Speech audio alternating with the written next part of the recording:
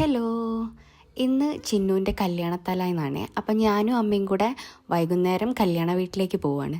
ചിന്നു ആരാന്ന് വെച്ചാൽ അമ്മമ്മേൻ്റെ അനിയത്തിൻ്റെ പേരക്കുട്ടിയാണ് ചിന്നു. അപ്പോൾ നാളെയാണ് കല്യാണം. ഇന്ന് തലേന്ന് ചെറിയൊരു ഫങ്ഷൻ അവിടെ വെച്ചിട്ടുണ്ടായിരുന്നു. അപ്പോൾ ഞങ്ങൾ രണ്ടുപേരും ഇറങ്ങി. അനിയത്തി നേരത്തെ പോയിരുന്നു.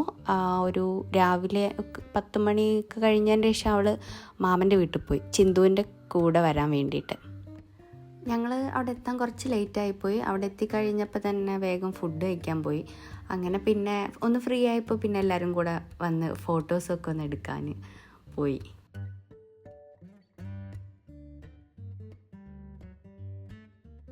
ഒരു 9:30 ആയപ്പോൾ ഞങ്ങൾ അവിടുന്ന് ഇറങ്ങി. കാരണം നൈറ്റ് ആയതുകൊണ്ട് ബസ് കിട്ടാൻ കുറച്ച് ബുദ്ധിമുട്ടായിരിക്കും എന്ന് വിചാരിച്ചു. പക്ഷേ KSRTC പെട്ടെന്ന് കിട്ടിയപ്പോൾ ഞങ്ങൾ ഒരു 10:10 ആയപ്പോഴത്തേന് ഞങ്ങൾ വീട്ടിലേക്ക് എത്തി. അമ്മ നാളത്തേക്കുള്ള ഡ്രസ്സ്, ബ്ലൗസ് എന്തോ സ്റ്റിച്ച് ചെയ്യാനുണ്ട്. പിന്നെ നാളത്തേക്കുള്ള ഡ്രസ്സുകളൊക്കെ പിന്നെ ഞങ്ങൾ അയൺ ചെയ്ത് വെച്ച്.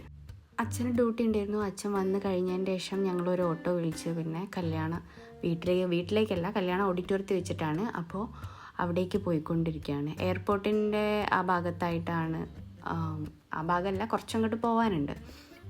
അവിടെ ഒരു ഓഡിറ്റോറിയത്തിൽ വെച്ചിട്ടാണ് കല്യാണം. അപ്പോൾ ഞങ്ങൾ ഓട്ടോ വിളിച്ച് അവിടേക്ക് പോയിക്കൊണ്ടിരിക്കുകയാണ്.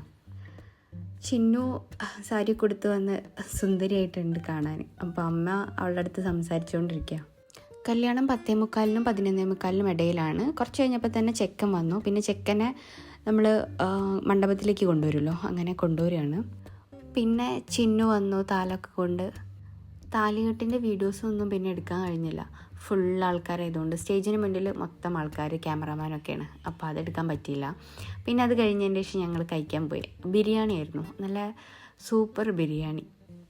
അത് കഴിഞ്ഞ് പിന്നെ ഞങ്ങൾ ഓഡിറ്റോറിയത്തിലേക്ക് കയറി. മുകളിലാണ് ഓഡിറ്റോറിയം വരുന്നത്. അവിടെ കയറി പിന്നെ എല്ലാവരും കൂട്ടത്തിയിരുന്ന് കുറച്ച് നേരം സംസാരിച്ചൊക്കെ ചെയ്ത്. അവിടെ അപ്പുറത്ത് പിന്നെ ഫോട്ടോ എടുക്കുന്നതൊക്കെ നടക്കുന്നുണ്ട്. തേജുവിന് കിങ്ങിണി ഫുഡ് വാരി കൊടുക്കുക, അവന് കളിച്ചുകൊണ്ട് ഫുഡ് കഴിക്കുക. പിന്നെ ഞാനും അമ്മയും അച്ഛനും കൂടെ ഫോട്ടോ ഒക്കെ എടുത്ത് ആമയും തമ്പൂരും മുകളിൽ കയറി ഡാൻസ് കളിക്കുക. അപ്പോഴാണ് അമ്മായി പറഞ്ഞത് ഇതിൻ്റെ കുറച്ച് വീഡിയോസ് എടുത്തതാണ്. അങ്ങനെ അതെടുത്തു. പിന്നെ ഞങ്ങൾ കുറച്ച് നേരം ബസ് വരാൻ വേണ്ടിയിട്ട് വെയിറ്റ് ചെയ്തിരുന്നു. ചെക്കൻ്റെ വീട്ടിലേക്ക് പോകുന്നൊരു ചടങ്ങുണ്ടല്ലോ കല്യാണം കഴിഞ്ഞിട്ട്. അപ്പോൾ അതിന് വേണ്ടിയിട്ടാണ് ഞങ്ങൾ പോകാൻ നിൽക്കുന്നത്. അപ്പം ഒരു 4 മണിയായിട്ടുണ്ട് ഞങ്ങൾ പോയപ്പോൾ. അവിടെ എത്തിയ സമയത്ത് അവിടെ റിസപ്ഷൻ്റെ ടൈമായിരുന്നു. പിന്നെ അവിടെ കുട്ടികളൊക്കെ ഡാൻസ് ചെയ്യണത് കുറച്ച് നേരം നോക്കിയിരുന്നു. പിന്നെ ഭയങ്കര ചൂട്, ഫുള്ള് പന്തലിങ്ങനെ അടച്ച് മൂടി കെട്ടിയിട്ട്. അങ്ങനെ പിന്നെ ഞങ്ങൾ തൊട്ടപ്പുറത്തുള്ള വീടിൻ്റെ ഫ്രണ്ടിൽ പോയിട്ടായിരുന്നു കുറച്ച് നേരം. ഞങ്ങൾ പിന്നെ അവിടുന്ന് ഫുഡ് കഴിച്ചു. അവിടെ ബിരിയാണി ആയിരുന്നു. അങ്ങനെ ഫുഡൊക്കെ കഴിച്ച് ഒരു 5:30 ആയപ്പോഴാണ് ഞങ്ങൾ തിരിച്ചു പോരുന്നത്.